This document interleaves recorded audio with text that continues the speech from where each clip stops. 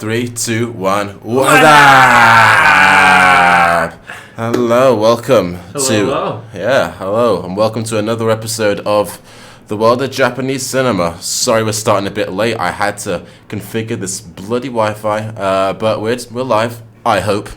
And to all our wonderful viewers, we are here going to review Boiling Point from 1990. This is a film by Takeshi Kitano, and it's a crime film set in the modern day. And unlike the other films that I've reviewed, I've never actually seen this one before, so I thought I can spice things up a bit. We're both going in blind to this one. This is a new experience for both of us. So, yeah, man. So again, if you hadn't noticed already, or if you're new to this podcast, this is the show where you come in to listen to a new film every week and tune in to see why such films are classics, like the works of Kurosawa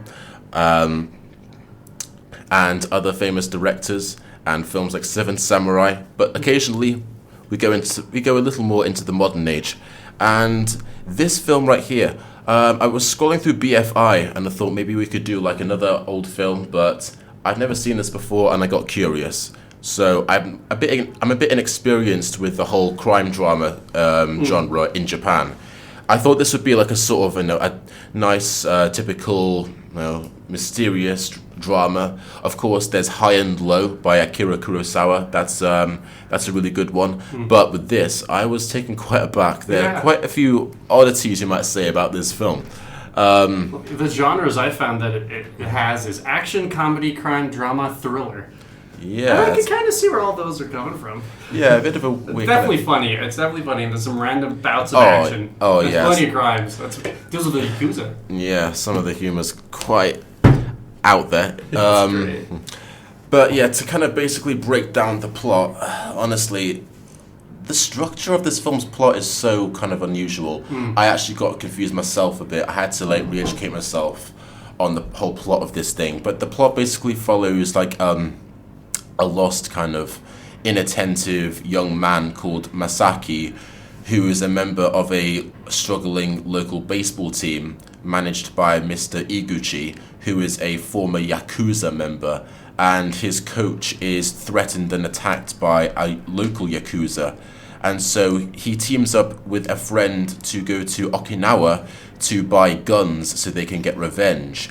And about halfway through the film, a psychotic Yakuza member called Uehara befriends them, and he has his own agenda of revenge. So it's basically this gang of misfits with these two young men and the psychopath Uehara plotting against the Yakuza, and gets increasingly chaotic. Yeah, they go along for the ride with him once they gets there. And funnily enough, the guy they meet up with is the director of the movie. And despite the top billing in the movie, he appears exactly halfway through the film. It is halfway, isn't it? The film is how long? It's an hour and 36 minutes long. Damn, It's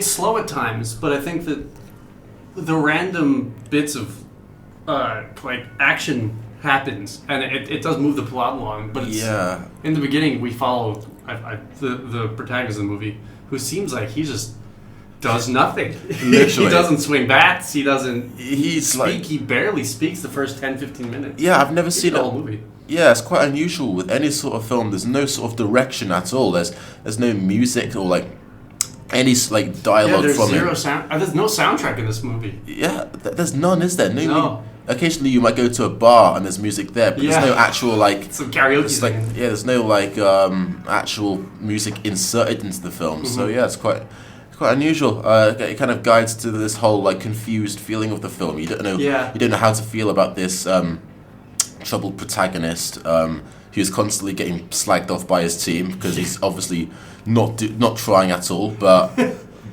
it's quite. I feel like a few Japanese films are quite deceiving in terms of they start off really kind of slow and chill, and following this single protagonist, this lone protagonist, and you're able to sort of sink into it, and then something happens, and then suddenly the plot's just exploding everywhere. Suddenly you lose track of who's this, who does he want, what's this, and then It got. I'd say intense is probably the wrong word, but it was a little bit like it got deeper and quickly. I feel like, and it is. You're just kind of. It feels like you're being. It almost feels like you're in his shoes because you do feel like you're kind of being strung along in this thing, and because obviously as the plot says, he ends up going. We will get into spoilers, I imagine. But he ends up going to Okinawa and he befriends this guy, and this guy is. I mean, he's a member of the Yakuza, and it's wild what they have to go through, and they're clearly just being strung along on this guy's wild night that he's clearly losing it. This is as they described him, psychotic. So yeah, I know. He's one of the most unusual kind of antagonists I've seen. He's quite because when he first meets the protagonist.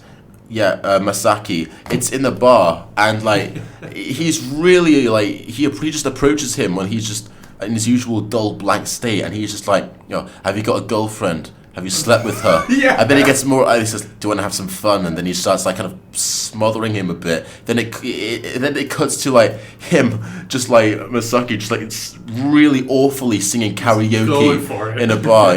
But the thing is, this starts one of the most geniusly unusual scenes I've seen recently. It's a scene in the bar, right? It's one take. It's one take.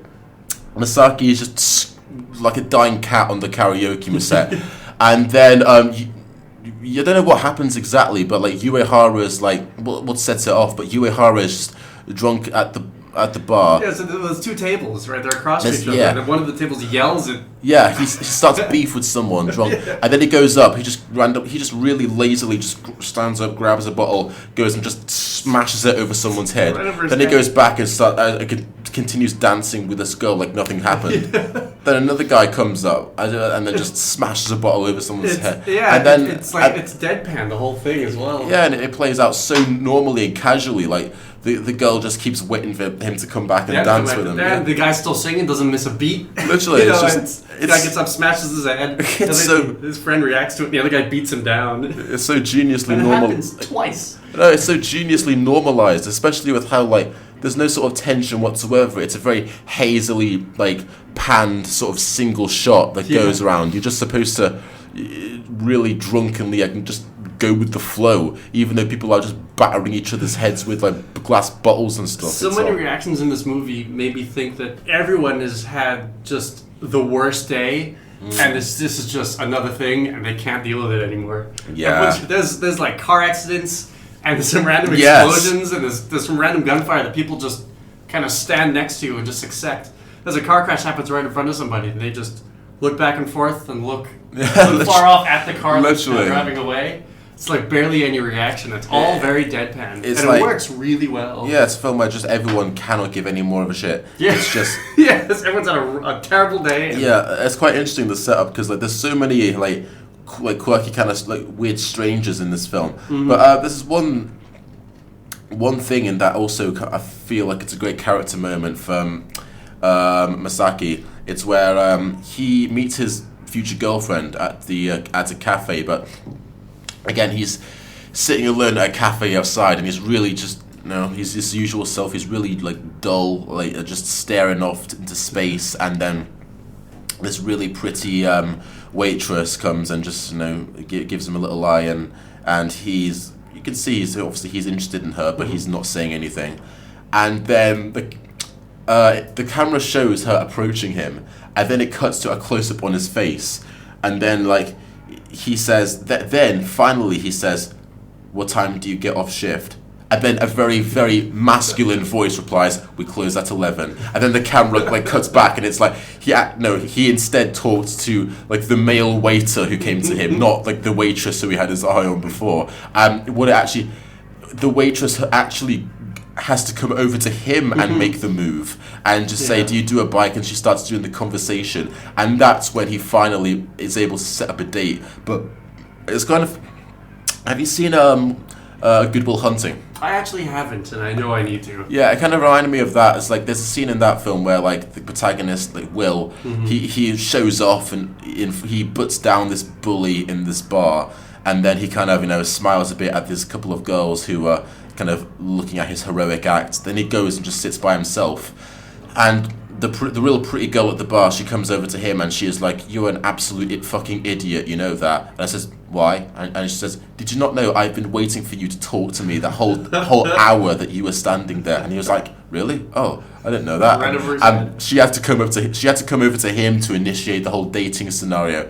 And I feel like that's a kind of interesting thing, like protagonists who like they have so much like self-doubt that they can't actually be proactive in making the move with like even with a potential lover, like they have to have the move made on them. It seemed during this waitress scene, his friend is there right before he asks the waitress out, and he says, basically, "You do nothing. You got to do something." And he said, "Look, go on a date. Do you go on dates?" So his friend asked him if he goes on dates, and he just looked at him, didn't say a word. I think he'd said like 3 words at this point in the movie. It's like 10, 15 minutes in, and his friend says, "Look, try to ask somebody on a date or something." He gets up and he basically gives him a bike and then drives away in a car. And once Masaki, once Masaki asks, the waiter, but the waitress out, that's when it seems like he finally makes some decisions. Yeah. But every decision after this seems to be a bad one. Oh, no, definitely. It's never a good decision. I think it's before that where he makes that first bad decision. Yes. It's like he is at the gas station that he works at, and this Yakuza, because he's bad at his job as a petrol boy as well. Like he feels he doesn't feel like Yakuza member's tank enough, so like he pushes him and bullies him, and then he smacks him across the face in front of his whole crew, and he says, "Get your act together or we'll burn this place to the ground." And then Masaki comes up and he just clots him like around the head, and he smacks his arm as well. And then like the accuser, he just gets intimidating. He says, "You might have broken my arm, boy. I'm gonna have to get someone to come over to you and about this. We're gonna have to have a word with you." And thus starts the whole Yakuza sort of storyline. Yeah, it's fun. The only good decision he makes in this movie, I guess, is asking her out. Yeah. And she remains with him. Well, she doesn't go to Okinawa with him, I don't think. But that's the only good decision he makes is asking her out. The first decision he makes, as you said, he threw a punch at someone he shouldn't have thrown a punch at. Yeah. Then he makes a decision to go get some guns, and then he stays with the guy, did the whole thing. It's just amazing. It's like No Country for Old Men, like in terms of that there's no sort of, it's the most unpredictable. Anything can happen at any point. Because as I just said with the car crash, there's a scene where him and his girlfriend are on a bike. Then this group of college boys just rev up to them. They start messing with them, and they start trying to scare them by driving real close to them. Then bam, they hit a car full on right in front of them, and it's just where you going? You guys scared? And then they just look back and they're just, well, that happened. Yeah. And it's just, and then those characters are never seen again. It's just like that was a random 30 seconds of pretty funny. And even the guy in this car that gets hit, he just looks at them, looks at the bike, and then the scene cuts. He doesn't react. There's no, and I know we're saying a lot of that there's zero reactions or anything, but it's all played really well. Yeah. There's not a lot of emotion conveyed in people's faces, at least in terms of reactionatory emotion. Yeah, literally. It's very deadpan. The humor is deadpan. The way that they do a lot of this stuff is deadpan. Yeah, especially I think with Mr. Uehara's on paper, he's one of the most sadistic villains you could ever contrive of, but when you see him in action, he's actually just as bad as Masaki in being just so deadpan and bored and uninterested. Even with all the horrific shit he does throughout the film, he just seems really uninterested. There's I think one of the most the most shocking scene in the film, it involves I forgot who's there. He brings Masaki, his friend, and Uehara brings, I think it's his girlfriend or his wife. His girlfriend, I think, and his other friend. Yeah, and then he brings a bunch of other friends back to drink. I think it's 4 men and 2 women. Yeah, that's right. And they're sitting around all drunk as hell. And I don't know what starts it, but Uehara, I forgot who he tells to do it. He's telling his friend Goon guy. He tells one of his goons to just spice the night up and just like have sex with his wife in front of everyone. Then it suddenly cuts to to that happening. You think you don't know what's going to happen, but then just without any sort of punches pulled, it literally just straight up, just the film just lazily just cuts straight to the two having missionary sex in front of everyone. And it pans back from everyone, like you see you see people looking at something, and it pans back to them doing that. So it just shows everyone just staring at them doing this. Yeah, but if it can, everyone looks really bored watching this outrageous shit happen. Actually, the only person reacting to it seems to be Uehara. Yeah, but then a weird feely touchy thing. Yeah, but then he just pulls her off him, and then he tries to assault the dude who he told to have sex with his wife, and he just switch it up and throws her out of the bed. Yeah, she says I forgot what he says. His goon's really shocked, and he says what's your idea? And he says a lot of things as he just tries to assault him. It's really what the hell. But then after the horrible deed's done, he cuts to them back again, just drunk around the dinner table, and Uehara says, "Why did you fuck my wife?" And he says, "You told me to." And he says, "You shouldn't do that even if I tell you to. You must cut off one of your fingers to redeem yourself." Yeah, but then this crazy scene happens where everyone's just he pulls out this massive kitchen knife and then he tries to really messily just cut off this screaming guy's finger, but the blade's too blunt, so he tells his wife to go grab something to hammer it with, and she brings this massive wood block with the Japanese character on it that reads perseverance as she's hammering the knife to cut the finger better, and it's just it goes it keeps going and going 1 to 11, that scene. It's just what that's definitely the peak of the middle of the movie. Wild. And there's a juxtaposition there of that, obviously that crazy horrific deadpan thing that just happened. So this also horrific, but more comedic considering the perseverance tablet. Yeah, literally, it's just trying to cut this guy's finger off. You don't see the finger actually get cut off. Yeah, unlike last week's Tokyo Gore Police, but yeah, it's a real kind of real proper black humor sort of way. Yeah, it's definitely a lot of that, and it's like I said, it's played well. This was obviously an intense scene, but it is then played well. Funnily enough, our flatmate walked in for one scene, and it was that. Yeah. Oh no, he was like, "What the hell are you guys watching again?" As we had just watched Tokyo Gore Police a couple of weeks before. But yeah, what am I gonna? Yeah, I will say though, there's one bit that I'm not really on with. It's when with the director, Uehara, because after that night, it cuts to a scene at the beach, and I think it's when they're about to drive to get revenge on the Yakuza. Yeah. But they're all together, including Uehara and his wife. Right? Sorry? They're playing baseball? Yeah, it starts with them at the beach, and then they go and drive down to the Yakuza base. But throughout all of this, it goes on for half an hour, and Uehara just starts to get really abusive towards his wife. He starts to say, "Why did you have sex with him?" And she was she said, "You told me to." And he says, "Don't do it even if I tell you to." But then he casually starts physically abusing her, she's at the front of the car, and he just leans over and smacks her over the head just time and time again, and just verbally abuses her, and she's just there just cowering, trying to hold herself together and put up with it, while he keeps hitting her across at least 20 minutes. And I'm bro, if you want to have him do this for a couple of minutes to portray him as a sadistic villain, then sure. But this, it didn't need to go on half an hour of him doing this. That seemed a little much. It's just it's uncomfortable watching this, bro, for this long. It takes me out of it. But yeah. And he also seems to. They go for that drive from the beach, and he just keeps leaving people on the side of the road. Yeah, it's cramped, and he throws out the first weapon, then he throws out they get the guns, and he gets rid of the character and his mate. Masaki was supposed to accompany him and assassinating him. And he was like, why are you two still doing here? He says, we're going to help you kill the leader. He says, like hell you will. And just chucks him out. And they're just stupidly left there with a massive AK-47 machine gun. And like, what the hell do we do with this? So they end up like wrapping it in like some newspaper and just try and hide it.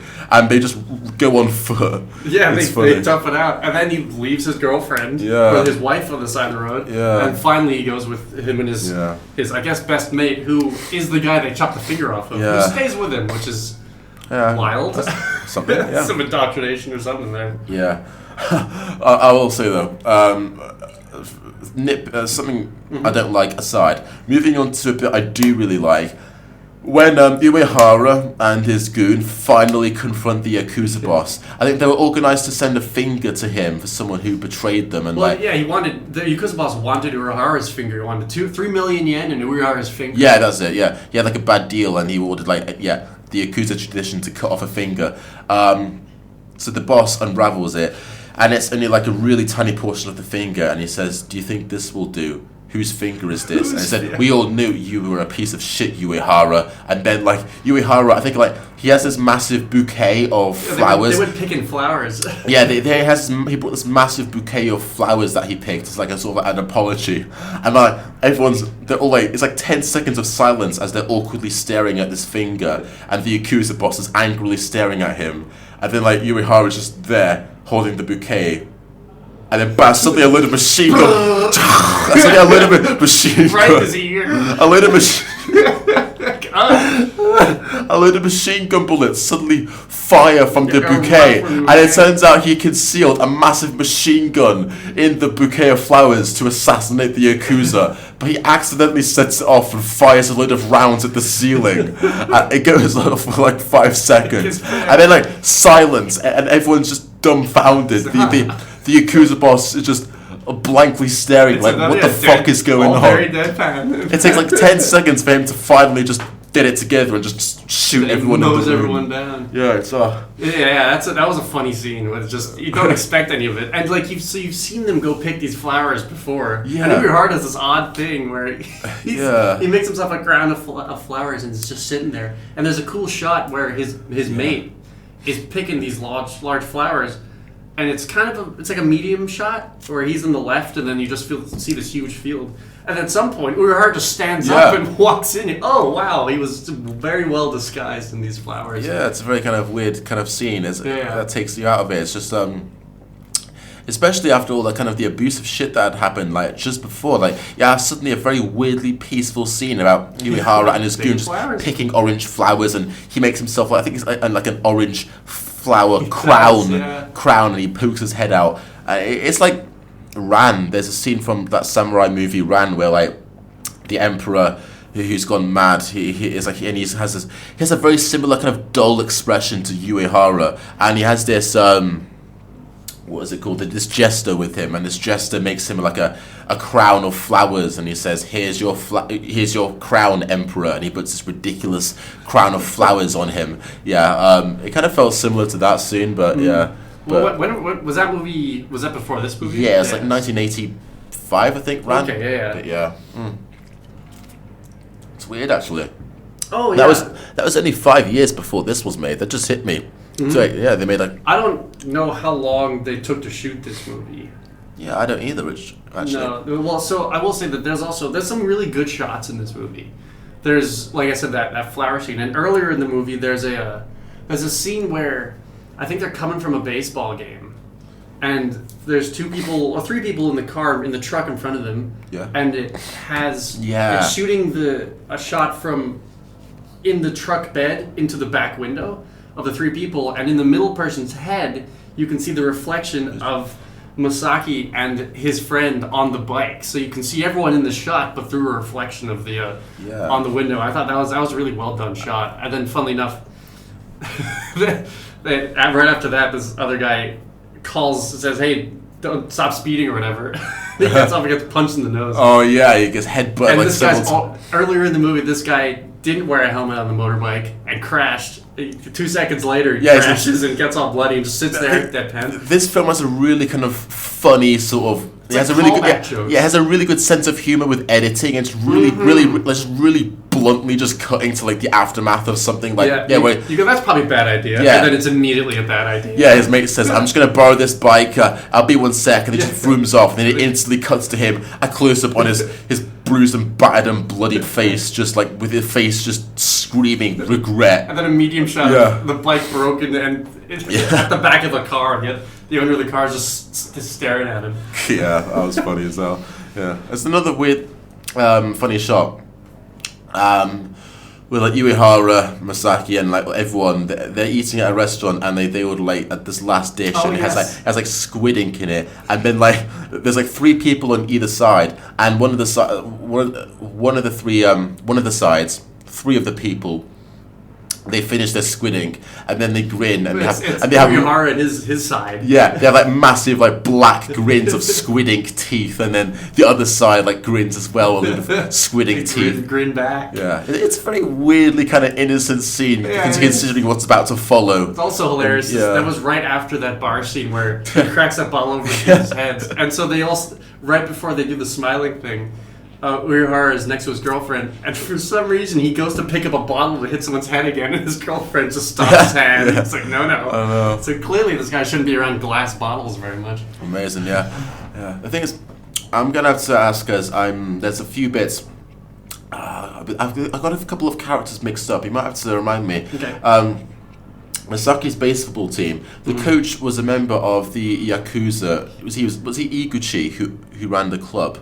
I think so. I know was he a former member of the Yakuza? I'm not sure, because he beats that guy in the street. Was that Uehara who he beats up? Oh, yes, he said Mr. Yeah, because I was Mr. Z. Yeah, I think because I forgot about that. That's a good scene. Actually, it's very intimidating. Yeah, from what I remember. Okay, I might be wrong on this, but Masaki's baseball team coach is Iguchi, and he is a long-time Yakuza member. He's a leader of Yakuza, and there's one scene where you cut to Mr. Iguchi, because actually, on another note, it's quite funny because when Mr. Iguchi is in his element as a Yakuza boss and he's all suited up, he's one of the most intimidating characters in this film. But on the baseball pitch, he's one of the most hilarious and just laughable characters ever. Because go into a couple of scenes where he's a baseball coach for 1 sec. There's one scene where he gets into an argument with another coach, and one of the enemy team players, he says, "Don't listen to that idiot anymore. Let's play." And he turns around and he says, "Who are you calling an idiot?" And then he runs after him, and then he keeps going, and then you can see him just like get smaller and smaller in the distance, desperately trying to run after this guy. That shot holds. Yeah, it's like half a minute. Sprint down the pitch. Half a minute of him just going, "Who are you calling an idiot?" just like silence as he just desperately just tries to keep up with him, but he doesn't. And there's another scene where like he says to Masaki after he finds out about his girlfriend, and he's like, "So how's your girlfriend? How long have you been together?" And says like, "Have you slept with her yet?" And it seems like a running joke. Is these Yakuza members who haven't slept with her yet? Yeah. So have you slept with her yet? And says.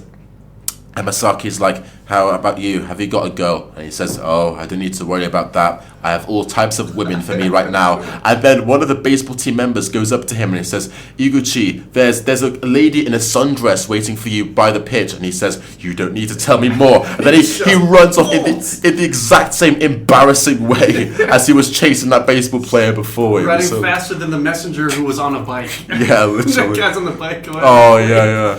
Oh yeah, there's another real funny bit where like Masaki, he finally hits a really good ball. Yes, but the first time Masaki's up earlier in the movie, he doesn't even swing the bat. It's like in the first scene, I think. And he goes, "I'm a pinch hitter." He doesn't swing the bat at all. Again, this is when he wasn't making any decisions. Yeah. And so as the movie progresses, he starts making decisions. His time comes again. I think it's actually the next day, and he knocks it, and he does a banger of a hit away into the outfield, and so there's already a guy on base, and they start running.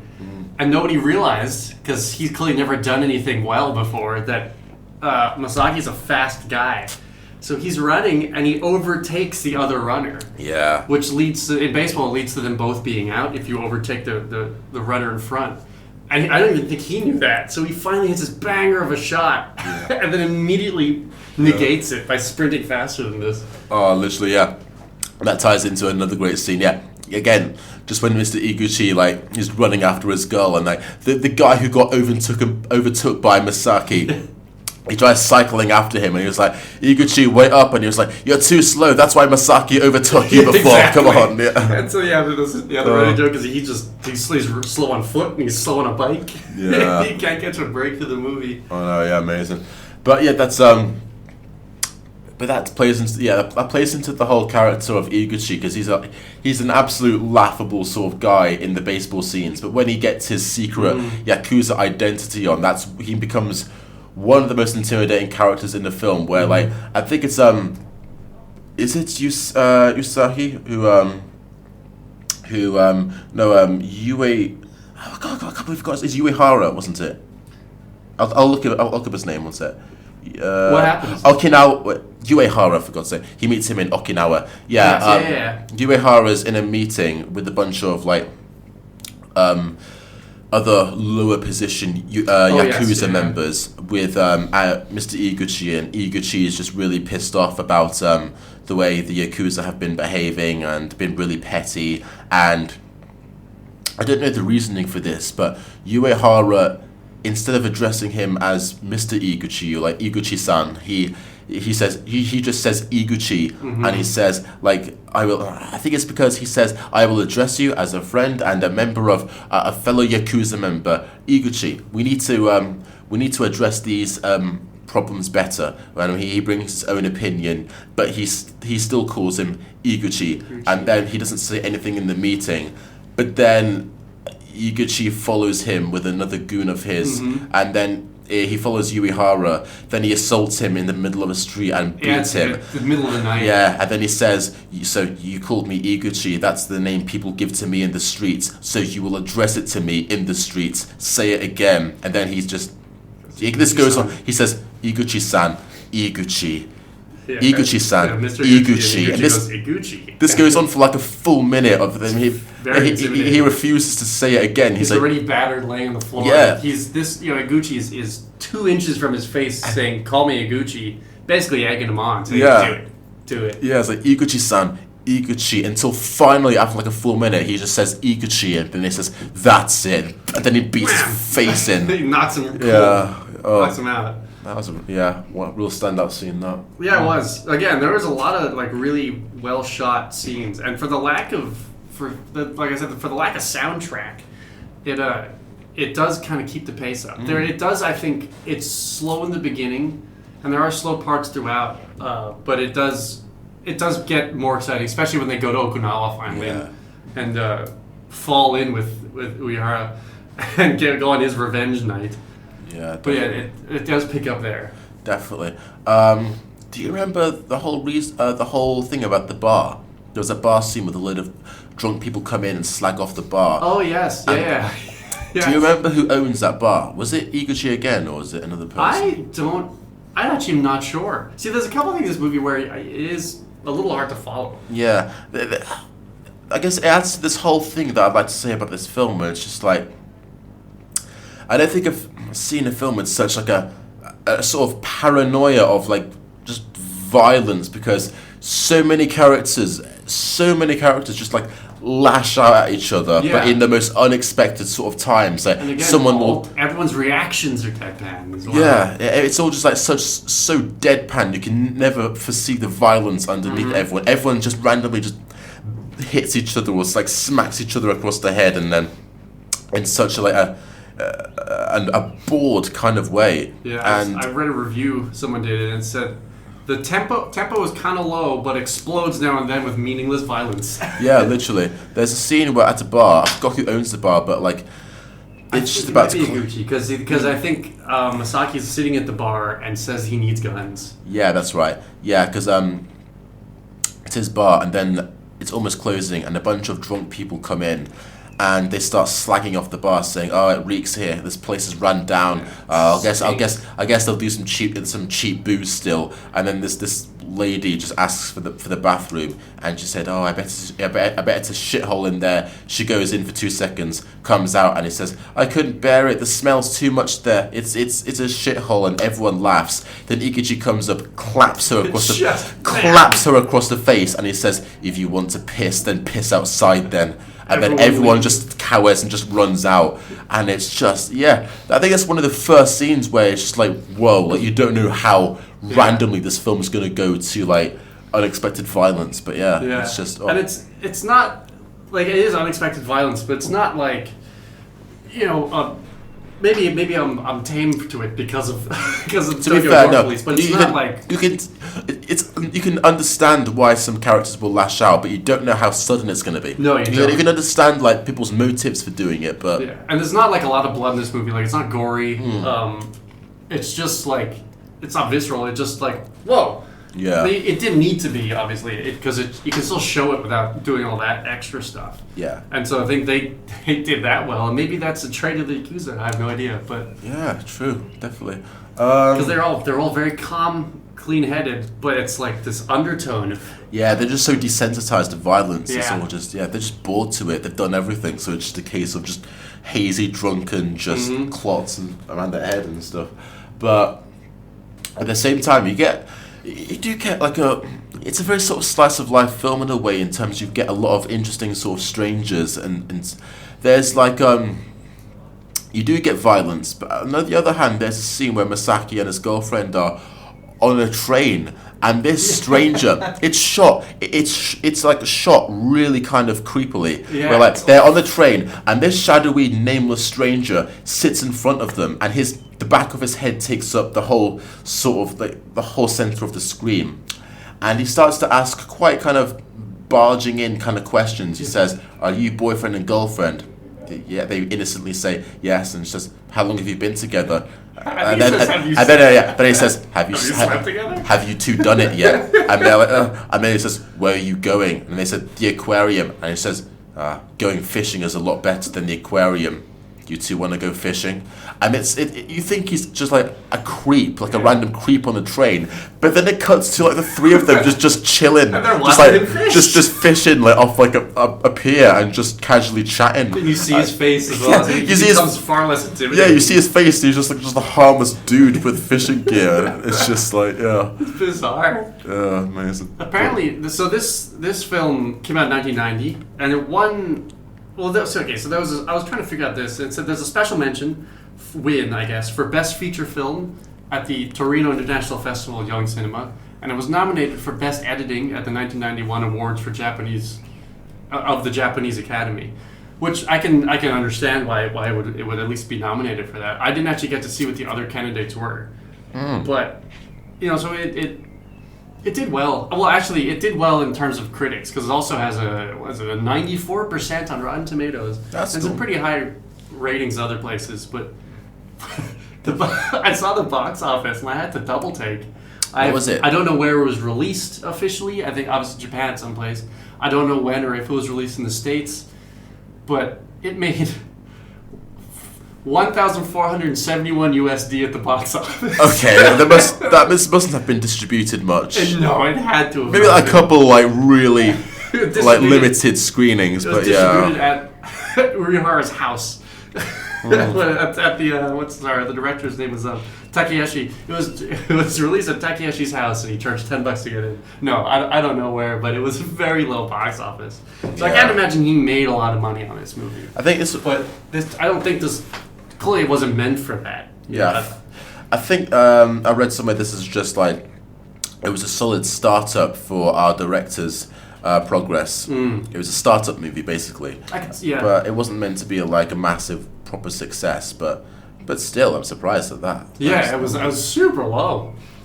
Yeah. I mean, I don't know how big Japanese baseball was in the 90s, but I know that it's huge now. There was a lot of baseball teams out of Japan, and they're really good. But it was clearly some kind of big in the 90s.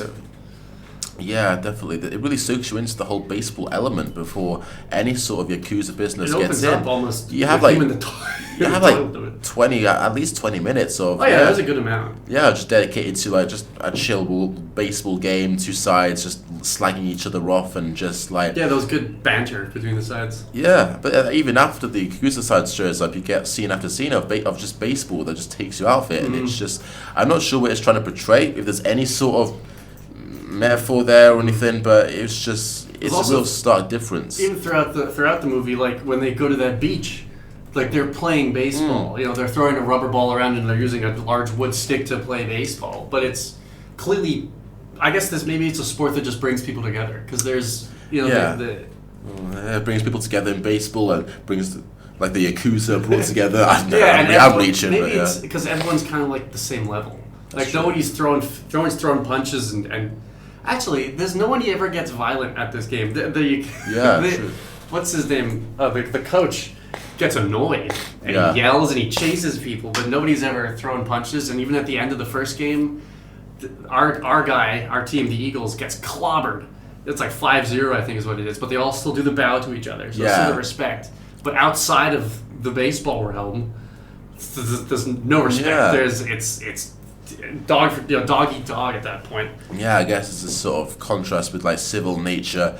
Both are really kind of deadpan, but there's a whole different side to it. So yeah, one's a little desensitized, sort of civil, orchestrated violence. The other's just like just back to normal, peaceful reality, I guess. But it shows like the it might kind of.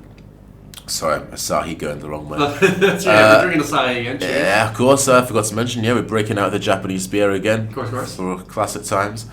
But I guess off the top of my head, it might show the indecisive nature of Masaki in terms of how neutral the two sides are. One of them's a neutral, sort of friendly sparring game. The other's neutral, but neutral in a way that it's just violent, but it's completely desensitized to violence. So you never know which way he's going to shift. Is he going to stay in this nice, civil, calm game, or just go into this side of crime, which is presented as really calm, but has a load of violence under it? Like how much violence does he actually have inside him? And yeah, and you Doesn't seem to have a lot. Yeah, you do get a creepy sort of tension with how he's like he steals like an AK-47 and he tries to smuggle it to deal with the Yakuza. You don't know what's going to happen. Like, is he actually going to do it or not? But yeah, it's it kind of like leaves you questioning about what's actually going on with him.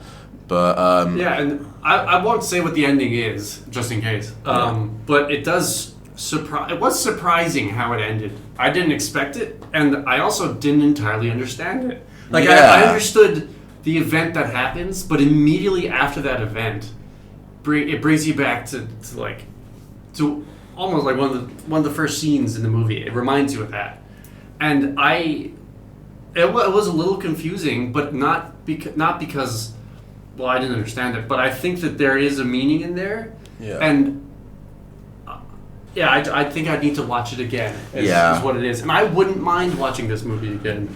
I know we've said a lot of the violence and this and that, but also it's I think it's a pretty enjoyable movie. Definitely. I mean, I'm not going to spoil anything again, but it goes from like a massive like out of nowhere scene, loops it back to the beginning again. So like I'm not sure what it's trying to portray there, but again, that also warrants a rewatch. In general, not just with us, but I think the film calls to anyone to watch it again. And and I think this one's actually a good watch for people. Obviously, you now know some of the more intense bits, so you can skip around or kind of feel away. But I think this one's definitely worth a watch. It's funny. Definitely. If you like deadpan humor, this is it. Definitely, yeah. It's like another sort of speaking of the gun smuggling scene.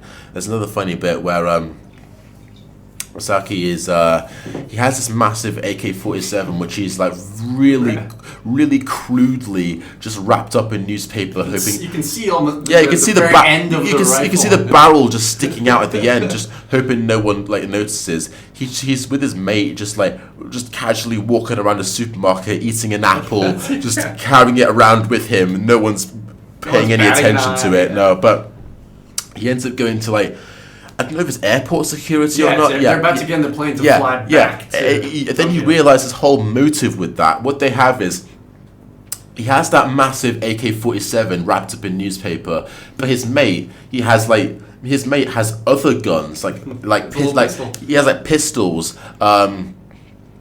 He has pistol guns in this suitcase as well. So what he does is Masaki, he just really casually inserts the massive AK-47 into like the security check-in. A second, and he very casually and expertly it's like sneaks it in. Yeah, he sneaks in the AK-47. Then it goes through the customs.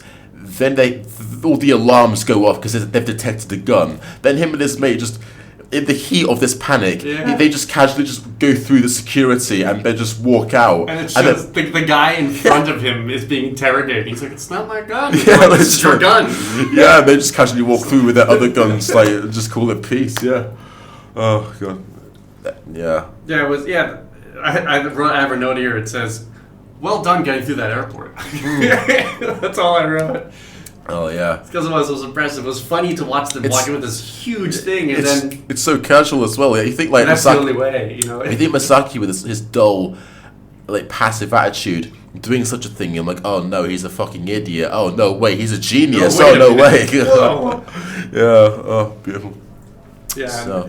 He does fumble as the movie keeps going. They can't figure out how to use this pistol that they've even smoked. Yeah, but the pistol's on safety when they try to fire it. Yeah, it was. Yeah, there's a funny scene. The Yakuza door. Yeah, literally. Yeah, they've tried to break into the Yakuza. You're right at the end. The last 10 minutes. Yeah, they assume it's locked with and so they get the pistols out and try to see if they can shoot the glass. They're too scared to shoot. Then they try to actually shoot, realize they're on safety. It's just not working. It's on safety. Then all the Yakuza people say, "What the hell are you doing?" and just pile up on them. They beat up his friend, and Masaki gets out actually with the gun. So the next scene is him sitting in the car with his girlfriend. And he's looking at the gun, he's fiddling with it, he's like, "Why is this working?" And BAM! He turned the safety off and shot out his windshield, and they just sit there for a while. Yeah. Again, deadpan, but it's just like, oh, what? Yeah. But then after the Yakuza tackle his mate, he goes in and he realizes the doors were just unlocked this whole time. It was just a simple sliding door. They didn't have to use the guns at all. They just got a little closer to it. Yeah. Oh no. Yeah. So, there's a lot of juxtapositions of this of highs and lows, and I think it's done pretty well. I think it's done really well. Yeah, definitely. Yeah. Have any other scenes that stick out to you that you might have missed, or? I don't know. I think that I think the whole thing is shot really well, and I think that even the juxtaposition of the baseball and the calmness but understanding, and how all these different guys can still come together and swing a bat and play a little bit of America's pastime. Well, I guess Japanese pastime, but then have these wild extra lives. I think it's shot well, and I think a lot of it's almost you're in Masaki's shoes for most of the movie, I think, and the second half of it, you feel like you're along for the ride as well as Masaki and his mate that he's brought with him to get these guns from Okinawa. Yeah. So I think it's definitely, it pulls you through. Yeah, in a way, he's presented as really inexperienced and indecisive. So I guess the really, kind of the way the film doesn't give you any sort of emotional kind of cues as to what's going to happen. If it aligns you with him in a way, like him, you're dumbfounded. You don't know what's going to happen. Yeah. You're blank to everything. So as he's shocked, you're shocked as well by how little the film sets these things up for you. Yeah, and again, the edit, it is really well edited. Again, I think the film's editing is probably one of its strongest sectors, I guess. Definitely. Yeah, the way it goes into shocking violence, but also some of the funniest moments ever, purely because of its editing and clever choice in cinematography. I feel it's a very unique film. Even if the plot is a little hard and a bit confusing to sort of follow sometimes, it might warrant a rewatch. Yeah, I think it would, and I wouldn't be opposed to rewatching it. I think it's a fun one to do. Yeah, and as well, like, you've seen the directors starring in their own films, but I think Takeshi Kitano, like, that's one of the most dedicated director in his own film Yeah. roles I've seen. Like, you get like Quentin Tarantino doing like little like cameos and stuff, but he's like This guy's not, he's a main actor. he's not only like a proper character, but he plays the most sadistic character in the whole film. It's just and he plays it like really well for what he's going for as well. So I have to give him points for that. So I was looking at his filmography, and he did not edit this. He did directed and he wrote this. And I think the movie before this he only directed. I don't remember, but everything after this it seemed like he directed, wrote, and edited, Damn. or at least a majority of what he did after this. Oh yeah, man. Well, props to him. Well, Props to him. Well done, brother. Yeah, I'd never heard of him before this. I'd actually, I really spontaneously booted this up on BFI, but I haven't seen any of his other kind of crime films or anything else. Yeah, So, I just found it. Oh, he released a movie in 2023. So Yeah. every movie after this, he directs, writes, and edits. Nice. So I guess he figured it out. Oh, I guess he did, bro. But yeah, well, good. Props to him. to I him. hope to see some more of his films in the future. Mhm. And yeah, with that, do you have anything else you'd like to add? Or I think it's a watch. I think you should watch it, and I think you should have a good time with it. Well, Yeah. if you like it, but Yeah, if I there's a can- couple of great, very good scenes in this sense. As definitely. long as you like deadpan humor, you're in. Oh yeah, I mean, if anything, I'm just really glad that I chose to watch a film with you that I'd never seen before. Yeah, we both went in blind to this. Yeah, we could both give our own fresh thoughts on this. I could have easily gone with an old kind of classic, but I thought I've already done a few Kurosawa films. I thought it's time to do something really proper new. So yeah, I'm glad I got to do this. Yeah, so am I. I'm glad we got some cold beer this time. Thank God. Yes, we did. Oh, yes. The other one was a little warmer, wasn't it? I never had that before. Where you're at like a Tesco and you have to ask someone to Unlock it. come up and unlock the glass. I never had that before, but no. But yeah, I'd say give Boiling Point a shot. It's Yeah, best movie ever. 11 out of 10, man. It's kind of its own thing. I can't. Definitely is. I've seen quite a few Japanese films. I can't compare this to anything else I've seen. But yeah, it's its own thing, or it's its own genre that I haven't seen that much of. I need to watch more of. But yeah, give Boiling Point a shot, and yeah, cheers, broski. Reach. All right, until next time. Yeah. Are we on next week as well? I can ask the NSR radio, but Okay, I we'll figure it think out. We'll let you know. yeah. I mean, I see no reason why this place wouldn't be empty, so we can shoot another one. I think I just I needed to connect this laptop to the Wi-Fi again. Yeah, that was. I thought technical I thought difficulties they'd to start. taken down the stream service, but I think it's only the Wi-Fi that stopped me connecting. So yeah, that's why this was a little bit late this week. Sorry. I too blame the Wi-Fi. Yeah, the damn Wi-Fi. But yeah, thanks again for tuning in to another episode of The World of Japanese Cinema. I hope you'll give Boiling Point a shot, and if we're doing it again next week, which we absolutely should be, I'll let you in on another classic that you should be tuning into. And yeah, Arigato. arigato, Got everyone. arigato, and kampai as well. Goodbye. And yeah, bish. Oh my god, I forgot his name. What's his name? Ichigo. Yeah. Yeah, be sure to say Ichigo-san, not Ichigo. Ichigo-san. Ichigo-san, not Ichigo. Yeah. Anyways, take care, broskies. Have a good one. My lovelies. Bye bye. Bye-bye. Yes, stop recording.